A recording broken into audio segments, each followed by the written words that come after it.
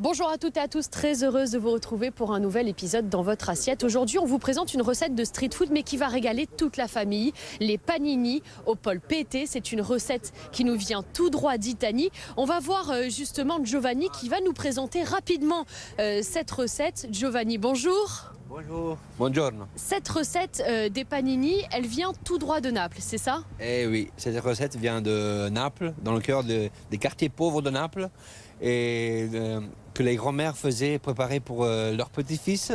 À 7 h du matin, on se levait avec le parfum des boulettes napolitaines. C'est l'histoire de Naples, ça.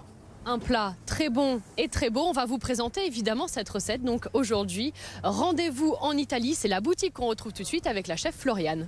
Bonjour, pour cette recette familiale, nous avons besoin de 750 g de viande hachée, de 200 g de pain mouillé, de mie de pain mouillé et essoré, 150 g de parmesan râpé, un œuf, des aromates avec un joli bouquet de persil, 2 gousses d'ail, du romarin du jardin, 10 g de sel et quelques tours de moulin de poivre.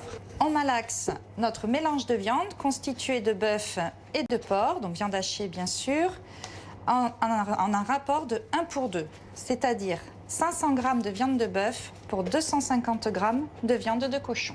Et bien maintenant, nous allons assembler l'ensemble. Donc nos herbes fraîchement mixées, hop, à la viande. On y ajoute donc les 200 g de mie de pain au préalable mouillé, puis essoré, c'est très important, soit au lait, soit à l'eau. Alors je choisis à l'eau pour plus de légèreté.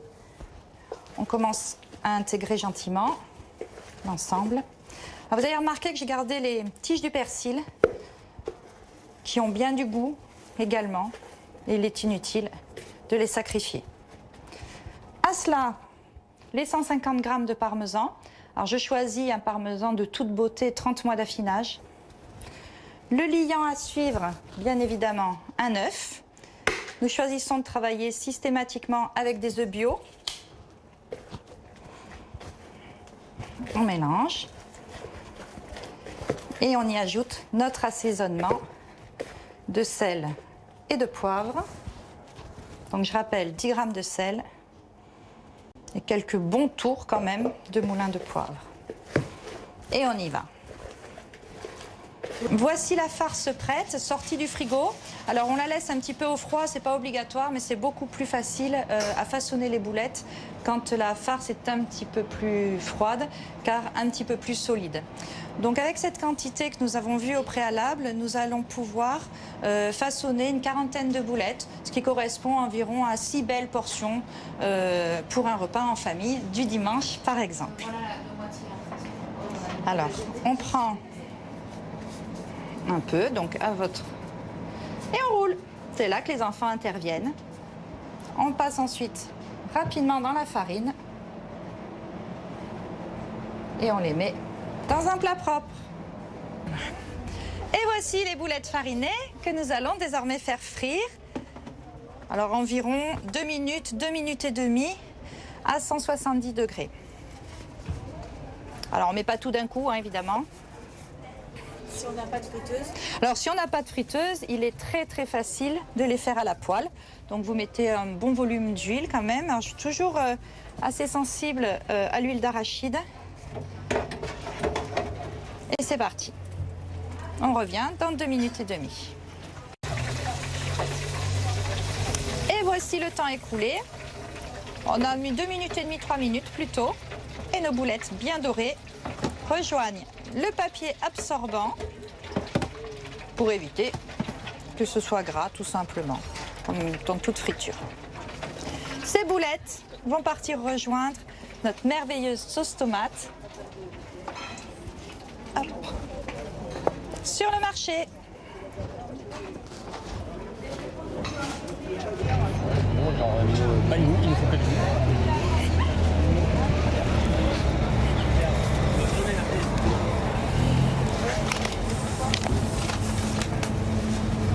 Et à présent, nous allons emmener nos boulettes, cuire dans la sauce tomate maison, que nous allons laisser mijoter ensuite tranquillement à feu doux et à couvert pendant environ une demi-heure. Un petit conseil sur la sauce tomate que vous voyez ici terminée et qui a quand même une belle densité. Évitez les sauces tomates trop liquides. Il faut que ce soit bien concentré en goût, que la tomate ressorte bien et s'imbibe bien à la boulette. Alors pour la faire, c'est très facile, très simple, il faut juste un petit peu de temps. Alors en été, bien sûr, on essaye d'utiliser des tomates fraîches si on peut. Et en hiver, soit les tomates pelées, soit la polpa. Allez, bien désormais, nous allons faire notre panini con polpette.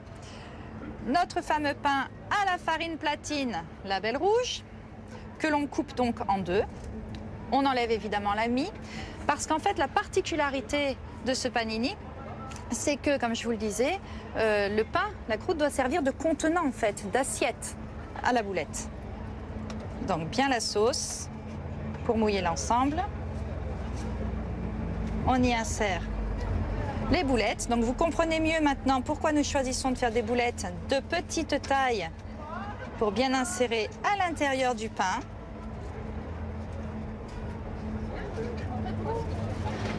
Voilà ma recette du panino con polpette di Napoli. Buon appetito!